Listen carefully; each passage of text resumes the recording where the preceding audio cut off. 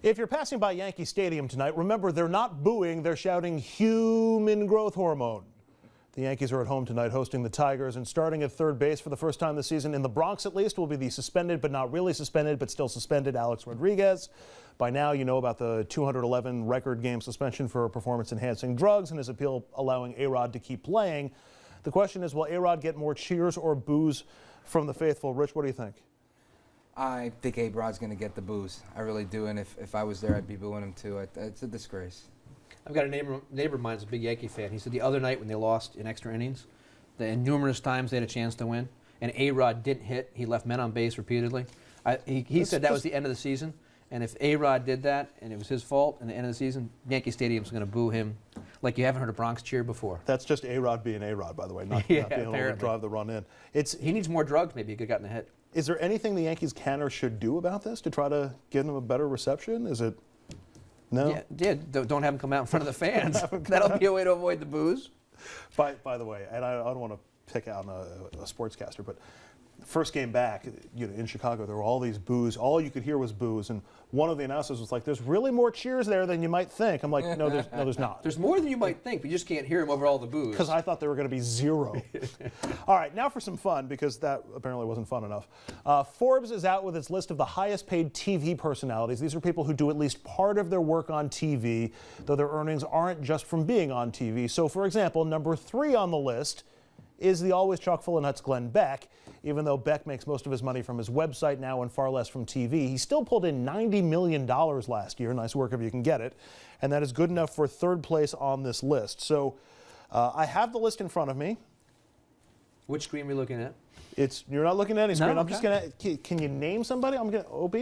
Name somebody who you think might be on that list. Who's a top earner? Simon Cowell. Simon Cowell, the host of American Idol, number 1 on the list, $95 million. Actually, he's tied for number 1 on the list. Rich, you want a shot at the? Taylor Swift. Taylor Swift, no. I think we're going to consider her more of a musician or a singer than.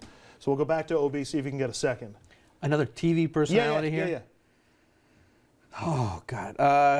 J-Lo, if she was doing the judge stuff she did. She didn't make it on there for the judge stuff? For J-Lo. Rich, back to you. Oprah. Oprah, always a Good safe call. bet. Good call. Why didn't you guess Oprah? I don't watch her enough, I Oprah guess. is 4th on the list. She made $77 million. So everything that you've heard about the OWN network not working out, It's working out. it seems it's working out to the tune of $77 million a year. Number 2 on the list is still open. We're tied at 1 here, OB. Oh, now you put me on the spot, huh? Yeah. Now it's the tough ones. You mentioned Jerry Springer before. Maybe he's up there somewhere. Is Jerry Springer on the list? I'm afraid he is not. Rich? Let's go with Rush Limbaugh. Is Rush Limbaugh on the list? You bet he is. 6th place on the list for Rush Limbaugh, $66 million. Okay, Obi, last chance here. Oh, no. You got to try to tie this thing up. You got a bunch of spots still open. This is on the spot, huh? Yeah, I can tell you at least one of them's a Republican. At least one. Well, at that's least good one. to know. Well, That's I don't know. O'Reilly. Bill O'Reilly. Bill Not O'Reilly. our friend. You're saying the Fox guy. Not, Bill yes, O'Reilly. correct. Yes. I'm afraid not. Wow. He's not Okay. on the list. And so you want to put this thing to bed? You want to? Yeah, let's go with Anderson Cooper. Anderson Cooper, a good guess. He's got that daytime talk show, but not on the list either. So let's go through who we missed.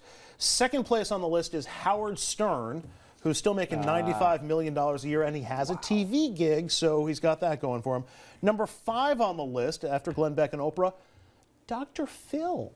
I had no idea Dr. Phil made $72 million a year. I didn't have to charge for his patients anymore, I would think. Number 7 on the list, O'Brien, we're going to kick you out of the party for this, because number 7 on the list, Donald Trump. He makes his money from other places too, mostly from ties and being on TV, and not so much with real estate. Or casinos. Right, oh gosh, you can't keep a casino open. They all go bankrupt. Number 8 on the list, Ryan Seacrest, the second coming of Dick Clark.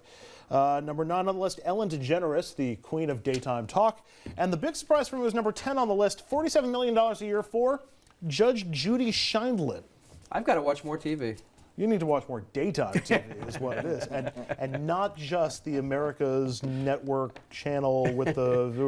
We're The 3 letters? We're going to take a... Or 4. We're going to take a quick break here on RFL. Stay with us.